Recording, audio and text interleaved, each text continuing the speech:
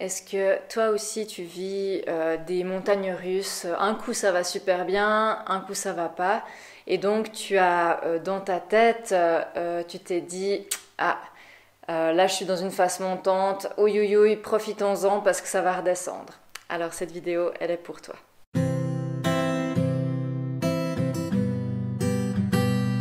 Bienvenue sur ma chaîne. Aujourd'hui je réponds à la question suivante.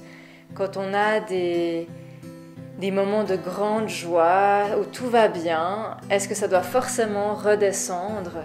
Ou pourquoi est-ce que ça redescend? Il y avait un petit peu les deux questions dans ce que j'ai lu, dans ce que vous m'avez envoyé. Et voilà, est-ce qu'il y a toujours ces montagnes russes? Est-ce que c'est normal en fait? Est-ce que c'est continuel? Est-ce que ça va être comme ça toute la vie? Alors non, on n'est pas obligé d'avoir ces montagnes russes-là et que on n'est pas forcément à se demander quand est-ce que le ciel va nous tomber sur la tête parce que on a passé 2 semaines super, on va forcément morfler la semaine d'après. Alors non, parce que si vous voulez, si vous vous basez sur votre corps émotionnel,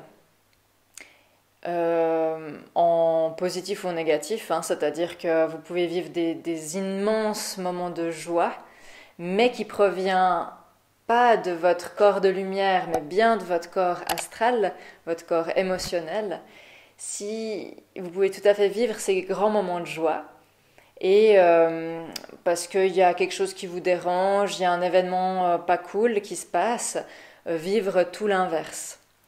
Alors si l'humain se base sur ce corps-là, il va constamment souffrir parce qu'il va constamment vivre des pics, des hauts et des bas, parce que c'est en réaction à ce qui se passe à l'extérieur et aussi à l'intérieur de lui.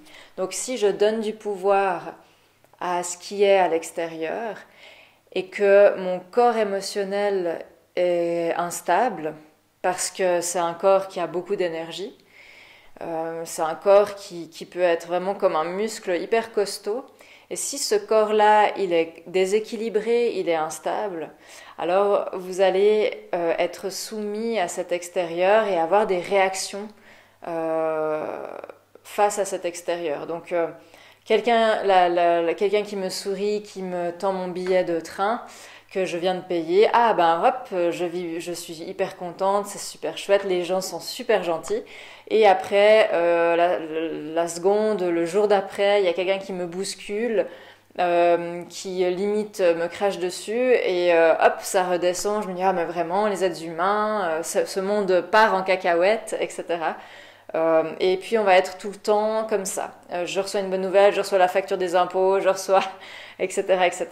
Donc effectivement, si vous vous basez sur cette vérité-là, sur cette conscience-là, vous allez être soumis à ces variations. Si maintenant vous vous placez dans votre complétude, dans cette énergie divine en vous, dans cet espace d'amour qui est réellement le bonheur, qui amène réellement une sérénité, une plénitude, alors peu importe ce qui se passe à l'extérieur, vous n'allez pas être soumis émotionnellement par cet extérieur-là. On peut peut-être ressentir des choses, mais on va plus donner du pouvoir à ça. On peut ressentir des émotions, c'est pas ça le problème, mais on va plus donner de l'importance à ça. Et donc l'extérieur ne peut plus venir vous toucher et perturber cette plénitude qui est. Elle est éternelle, cette sérénité, cette paix intérieure, c'est quelque chose qui ne peut pas être altéré par quelque chose d'autre, parce que c'est tout puissant, c'est la toute puissance qui est en vous. Donc ça ne peut mourir, ça ne peut pas mourir, ça ne peut pas être altéré par l'extérieur ou votre intérieur.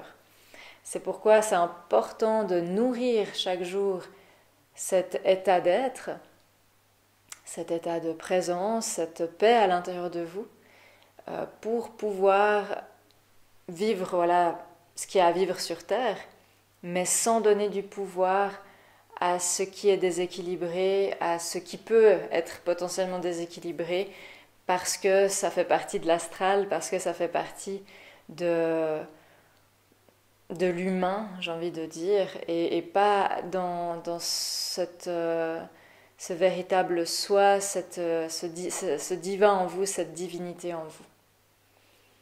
Donc on peut tout à fait vivre une forme de plénitude constante. Et puis il peut y avoir, oui, des petites variations dans le sens, il y a des fois des choses pas cool qu'on vit, mais on ne donne plus de pouvoir à ça. Parce qu'on nourrit cet éternel en nous. Et cet éternel qui est le tout, qui est cette paix, ben il n'y a plus rien d'autre en fait de plus grand que ça.